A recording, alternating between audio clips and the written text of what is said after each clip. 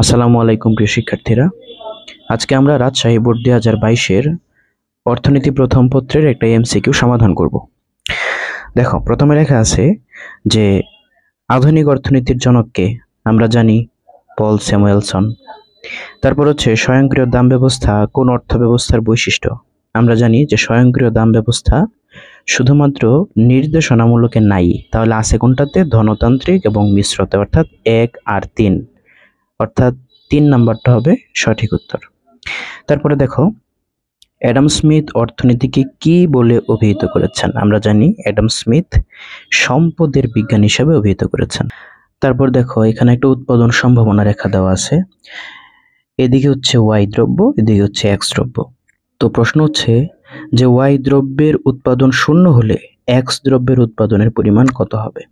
তাহলে ওয়াই দ্রব্যতে আসো, ওয়াই দ্রব্যের উৎপাদন হচ্ছে শূন্য, তাহলে এই সময় এক্স দ্রব্যের উৎপাদন কত? অবশ্যই সর্বোচ্চ, মানে 21, তার মানে 4-এর ঘ। তারপরে দেখো লিখছে যে চিত্রের মাধ্যমে ব্যাখ্যা করা যায়। কি কি ব্যাখ্যা করা যায়? এখানে চাহিদা বিধি ব্যাখ্যা করা যায় না, কিন্তু দুটি দ্রব্যের বিভিন্ন মিশ্রণ মানে উৎপাদন সম্ভাবনা রেখা, এটা বিশ্লেষণ করা যায়, আর সুযোগ ব্যয় এটা বিশ্লেষণ করা যায়, অর্থাৎ 1 আর 2। 1 আর 2 কোথায়? যে এটা হচ্ছে আমাদের উত্তর। তারপরে দেখো, উপযোগ হলো কোনো দ্রব্যের ওই বিশেষ গুণ বা ক্ষমতা যা মানুষের অভাব পূরণ করতে পারে। এই কথাটি কে বলেছেন? এটা বলেছেন অধ্যাপক মেয়ার্স। তারপরে দেখো, অর্থ যা করে তাই অর্থ, এই কথাটা কে বলেছেন? এটা বলেছেন ওয়াকার। এরপর দেখো, মিস্টার এইচ বাজার থেকে 4টি গোপাল ভোগ আম ক্রয় করলেন। প্রথম আমটি ভোগের পর সে 30 টাকার সমান উপযোগ পেল। এভাবে দ্বিতীয়, তৃতীয়, চতুর্থ আম ভোগের পর সে যথাক্রমে 55 টাকা, 75 টাকা এবং 90 টাকার সমপরিমাণ মোট উপযোগ পেল। এটা হচ্ছে আমাদের উদ্দীপক। এখন উদ্দীপকে অর্থনীতির কোন বিধিটি প্রতিফলিত হয়েছে? এটা হচ্ছে প্রশ্ন। এখানে ক্রমহ্রাসমান প্রান্তিক উপযোগ বিধি প্রতিফলিত হয়েছে। তারপরে দেখো, 9 নম্বর প্রশ্ন হচ্ছে তৃতীয় আমটি ভোগের ক্ষেত্রে প্রান্তিক উপযোগ কত হবে? তাহলে তৃতীয়টির ক্ষেত্রে আমাদের কি করতে হবে? চতুর্থ থেকে তৃতীয়টির উপযোগ বাদ দিতে হবে। তাহলে কত থাকবে? থাকবে হচ্ছে 20। অর্থাৎ আমরা যদি 75 থেকে 55 বাদ দিই তাহলে কত থাকবে? 20 থাকবে। এই হচ্ছে 20। এরপরের প্রশ্ন দেখো, চাহিদার হ্রাস বৃদ্ধি ঘটবে যদি আয়ের পরিবর্তন হয় আর রুচির পরিবর্তন হয়। তাহলে চাহিদার হ্রাস বৃদ্ধি ঘটবে। আমরা জানি চাহিদার হ্রাস বৃদ্ধি ঘটার সময় দামের পরিবর্তন হওয়া যায় না, দাম স্থির থাকতে হয়। তাহলে উত্তরটা হবে 1 আর 3, অর্থাৎ গ। আচ্ছা, এরপরে আমরা পরের প্রশ্নটা দেখি। এখানে লেখা আছে যে মোট উপযোগ যখন কমতে থাকে তখন প্রান্তিক উপযোগ কেমন হবে? তখন প্রান্তিক উপযোগ হবে ঋণাত্মক। আচ্ছা, উৎপাদনের উপকরণ কয়টি? 4টি: ভূমি, শ্রম, মূলধন, সংগঠন। এরপরে এখানে একটা উদ্দীপক দেওয়া আছে এবং 13, 14 এর উত্তর করতে হবে। চিত্রে ভারসাম্য দাম ও পরিমাণ কত? এটা হচ্ছে এফ বিন্দু, এটা হচ্ছে ভারসাম্য বিন্দু, কারণ এখানে যোগান এবং চাহিদা দুইটা একসাথে মিলিত হয়েছে, সুতরাং এটা হচ্ছে ভারসাম্য বিন্দু। তাহলে ভারসাম্য বিন্দু থেকে যে দামটা আছে সেটা হচ্ছে ভারসাম্য দাম। ভারসাম্য দাম কত হলো? 22। আর এটা হচ্ছে পরিমাণটা কত? পরিমাণ হচ্ছে 18, অর্থাৎ নিঃসন্দেহে উত্তরটা হবে 3। 22 আর হচ্ছে 18। এখন তোমাদের প্রশ্ন থাকতে পারে যে এটা তো নিচে এখানে রেখাটা দিল না, দিক বা না দিক এটাতে কোনো যায় আসে না, আমরা বিন্দু দেখে আমরা মাপতে পারবো যে কোনটা ভারসাম্য দাম আর কোনটা ভারসাম্য পরিমাণ। তারপরের প্রশ্ন হচ্ছে 14 নাম্বার, 11 টাকা দামে ডি বিন্দুতে দ্রব্যের কি নির্দেশ করে? 11 টাকা যখন দাম, তখন কৃষক বাজারে ফসলটি নিয়ে এসেছেন, ধরো 12 মণ ধান নিয়ে এসেছেন, কিন্তু এই সময় মানুষের চাহিদা হচ্ছে 24 মণ।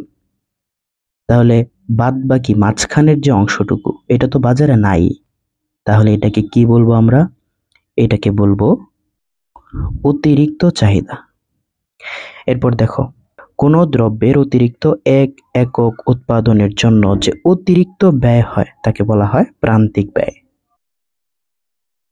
এরপরে দেখো, পূর্ণ প্রতিযোগিতার বাজারে ফার্মের টি আর রেখার আকৃতি কেমন হবে?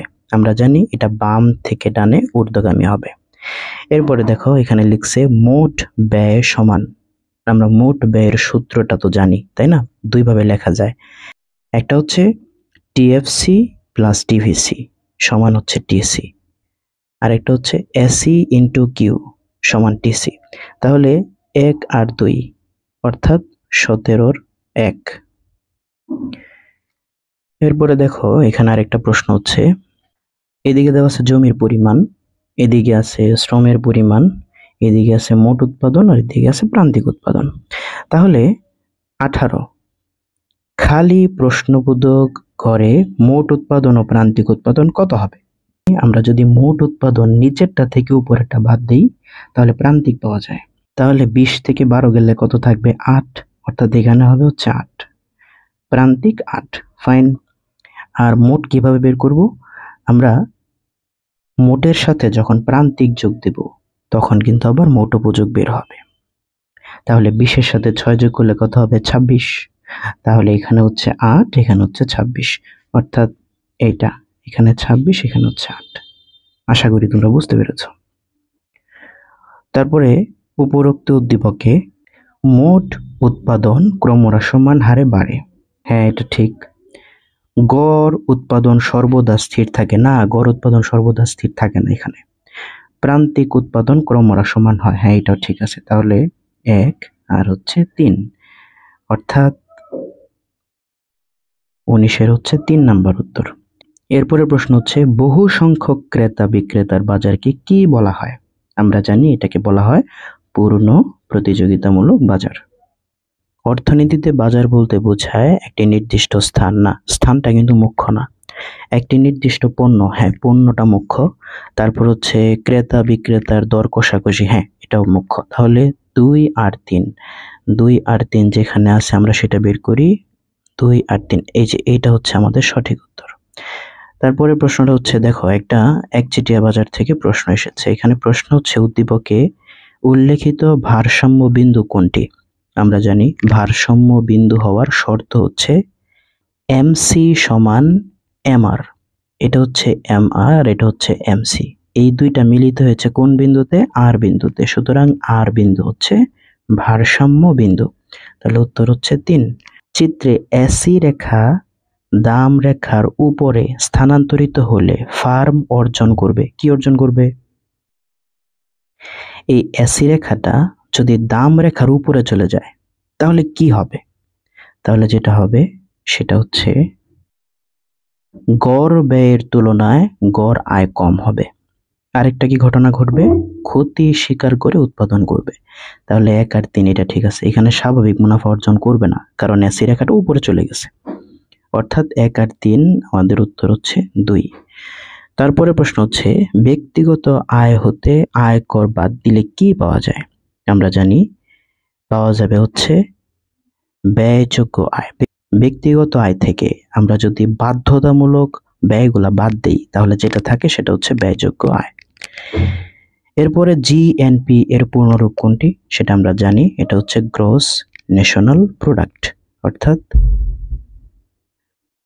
তারপর হচ্ছে জিডিপিতে অন্তর্ভুক্ত হবে। কি কি অন্তর্ভুক্ত হবে সেটা একটু দেখি। জিডিপিতে অন্তর্ভুক্ত হবে ভূখণ্ডে অবস্থানরত দেশীয় নাগরিকদের আয়, আর দেশে অবস্থানরত বিদেশি নাগরিকদের আয়। বিদেশি কর্মরত দেশীয় নাগরিকদের আয় এখানে অন্তর্ভুক্ত হবে না। তাহলে এটা ঠিক আছে, অর্থাৎ 1 আর 2 এটা হচ্ছে সঠিক উত্তর। কোন ব্যাংকে ঋণের শেষ আশ্রয়স্থল বলা হয়? বাংলাদেশ ব্যাংক বা কেন্দ্রীয় ব্যাংক। মুদ্রার কাজ হচ্ছে মূল্যের পরিমাপক, বিনিময়ের মাধ্যম। হ্যাঁ, এই দুইটাই। এখানে যোগানের বাহন বলা যায় না। তাহলে 1 আর 3 অর্থাৎ এটা হচ্ছে আমাদের উত্তর। এরপরে দেখো একটা উদ্দীপক দেওয়া আছে, মিস্টার এক্স ব্যবসায়িক কারণে ব্যাংকে একটি হিসাব চালু করেন। এতে তিনি যে আমানত জমা করেন তা থেকে যখন ইচ্ছা এবং যত টাকা প্রয়োজন লেনদেন করতে পারেন। তাহলে উদ্দীপকে কোন আমানতের কথা বলা হয়েছে? অবশ্যই চলতি আমানতের কথা বলা হয়েছে। পরবর্তীতে প্রশ্ন হচ্ছে, উক্ত আমানতের বৈশিষ্ট্য হলো বৈশিষ্ট্যটা কি? বৈশিষ্ট্যটা হচ্ছে আমানতকারী সুদ পায় না। হ্যাঁ, ঠিক আছে, পায় না। আর আমানতকারীর হিসাব হতে সার্ভিস চার্জ নেওয়া হয়, এটাও ঠিক। কিন্তু প্রথমটা দেখো, আমানতকারীকে নির্দিষ্ট মেয়াদে আমানত রাখতে হয় না, এখানে কোনো নির্দিষ্ট মেয়াদ থাকে না। অর্থাৎ 2 আর 3 এটা হচ্ছে সঠিক। আশা করি আজকের এই সমাধানটা তোমাদের একটু হলেও কাজে দেবে। সবার জন্য শুভকামনা। আল্লাহ হাফেজ।